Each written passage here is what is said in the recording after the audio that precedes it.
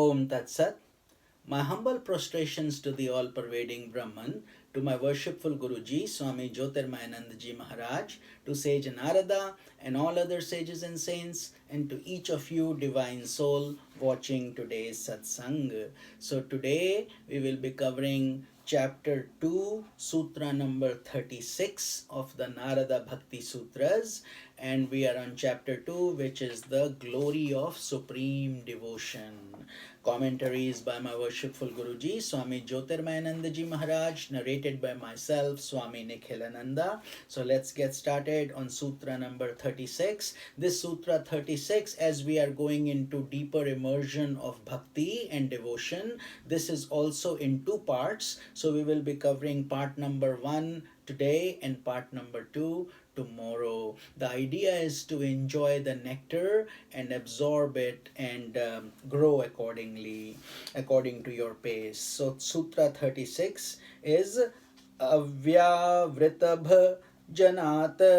Again, Avyavrita Bhajanat, meaning devotion is developed by uninterrupted worship of the Supreme. So what's the explanation? That sage Narada now, he is giving us practical insight into the art of developing dispassion. How should we get vairagya, dispassion? In the previous sutra we had talked about the lower vairagya and higher vairagya and the stages. So we have to be, even for this devotion, we have to be like a student to learn and expect what stages will be coming in our path. So an aspirant asks, how can I detach from the objects of the world which are so overpowering in their allurements? In Bhagavad Gita, Srimad Bhagavad Gita, Arjuna asked the same question to Lord Krishna. So if I am unable to practice detachment, how can I advance on the path of devotion? So this present sutra shows that through the development of worshipfulness towards the divine self, so we have to give up our ego and humble down and pray to God, worship Him. The mind begins to taste the increasing joy of devotion. So as you will efface your ego and you will calm down, you will see a release of pressure in your consciousness, and that expansion gives you the joy. So as the sun rises, the light of the moon and the stars begins to fade. It is our practical experience we see every day in our lives. When the sun comes, there is no more stars, no more moon, no more darkness. The same thing happens. The same stars that seem so alluring to us at night, when our devotion starts to blaze, then all that stuff, the attachments of the world process, is as if gone. In the same way, with the rising of devotion, as our bhakti grows, all worldly attractions begin to fade from one's consciousness. It automatically starts to become less and less significant. You start enjoying the nectar of your sadhana, your meditation, your bhakti, rather than the crazy noise of the world process all the time, where we are not growing but rather getting more and more sucked into the world. So a cow inclined to wander into other fields looking for fodder can be restrained by providing them better fodder yourself in your own home. So the cow will enjoy that more and it will not go here, there. So in the same manner, when the mind is trained to enjoy the inward bliss of devotion, it is no longer in need of the distractions by the passing pleasures of the senses. So all this pleasures, whether it is bodily pleasure or sense pleasure, touch, taste, smell, all those start to come from within, and therefore you don't have a need to be externalized.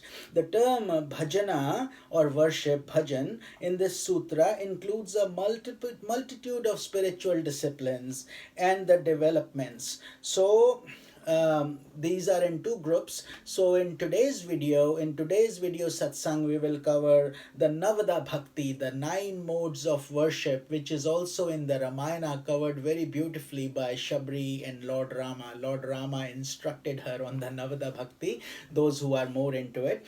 So we will cover those 9 things today, and then tomorrow we will cover how bhajana is cultivated. Bhajan is basically chanting, singing the glories of God. So the 9 steps of Narada Bhakti are, the first one is Shravana. Shravana means listening. All these are Sanskrit terms, and done with devotion. So when you listen, you are listening to the glories of God, listening to different attributes, different glories, different stories, etc. The second one is called Kirtana. Kirtana means singing the divine name or repetition of divine name with feeling and understanding. So when you understand the mantra with feeling, it becomes much more profound. The third one is called Smarana. Smarana means you remember the glories of God. You go into the temple and think of that, how holy you felt, etc. And think of the various scriptures you have read. Try to bring them back into your memory. That is also a form of satsanga. And the fourth one is called Archana. Archana means offering of flowers, and what that means is, mystically it means that these flowers are your virtuous qualities. Kindness is a flower, love is a flower, and dispassion is a flower, empathy is a flower, egolessness is a flower. All these kind of flowers we give to God. So when we offer the real flowers, rose, jasmine, understand that there is a deeper meaning behind these things. That's what Sage Narada is guiding us here. And then the fourth one is called Padasevana. Padasevana means serving the divine feet of the God. We wash the feet with holy water, we apply chandan, kumkum, etc. Again, that is to the idol in the form of God. But what the deeper meaning of that is, that we serve humanity. That is serving the feet of God.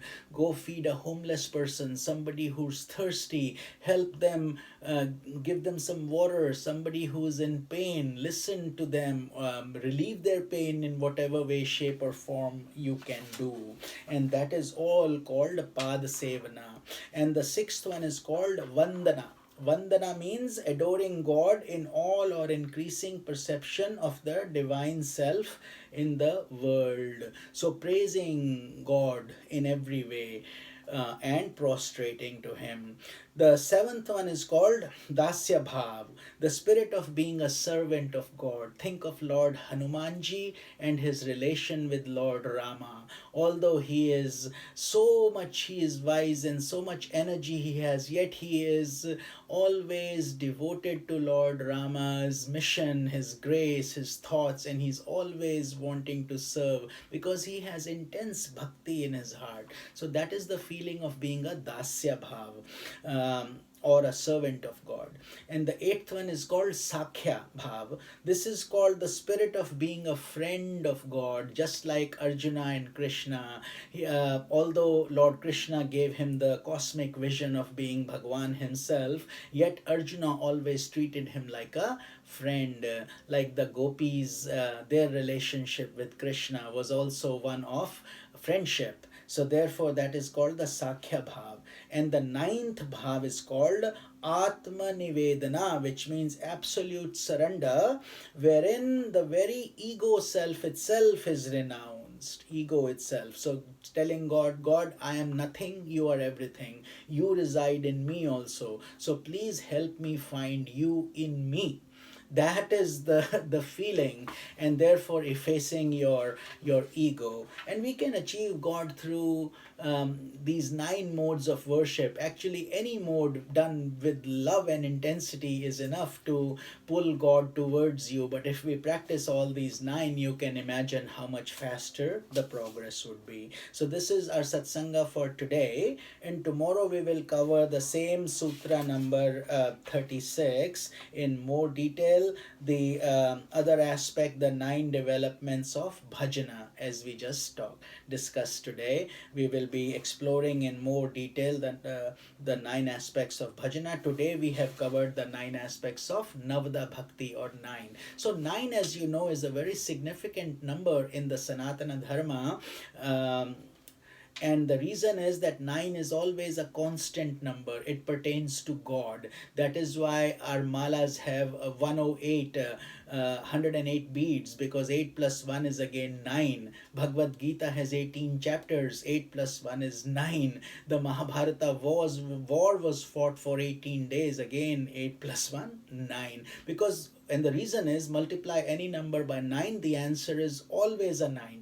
Always a 9. So 9 times 1, 9. 9 times 2, 18. 1 plus 8 is 9. 9 times 3, 27. 2 plus 7 is 9, etc., etc. So basically what that means is that no matter how we connect to God, we reach that one constant God.